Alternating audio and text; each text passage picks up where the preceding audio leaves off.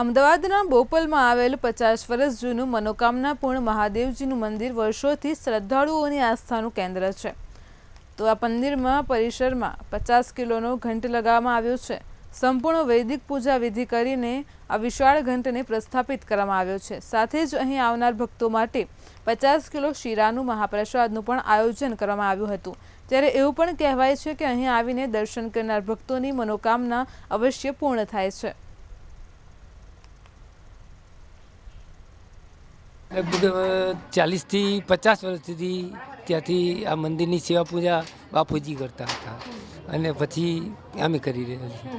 બધાના સાથ અને સહકારથી અહીંયા વાતાવરણ સારું બને અને આ એક જે ઘંટ લગાવવામાં આવે છે એમને રોહિતભાઈ એમને છેલ્લા 1 અઠવાડિયાથી મહેનત કરતા હતા અને રાત્રે બી આવતા હતા અને મને પૂછતા હતા કે શું કરશું।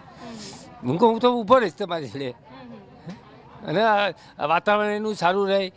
ખૂબ જ ઉત્સાહ છે। છેલ્લા 1 હપ્તાથી એટલે 1 અઠવાડિયાથી આ કાર્યક્રમની લોકો રાહ જોઈ રહ્યા હતા અને આજે સક્સેસ થયો તો ખૂબ જ ઉત્સાહથી આજે એનો લોકોએ આનંદ લીધો છે, બાળકો અને મોટા લોકોએ। બીજું કે અમે ઘણા દિવસથી દુકાને જઈએ આપણે રોજગાર ઉપર, એટલે અહીંયા અમે પૂજા વિધિ કરી શિવલિંગમાં પાણી ચડાવીને દર્શન કરીને જઈએ। તો 22 તારીખે જ્યારે રામ ઉદ્ઘાટન જે મંદિર થયું રામલલ્લાનું તો ત્યાં આગળ 400 કિલોનો ઘંટ લગાવ્યો। તો અહીંયા દર્શન કરતાં એવી ઈચ્છા થઈ તો શું આપણે 50 કિલોનો ઘંટ અહીંયા મંદિરના ના લાવી શકીએ?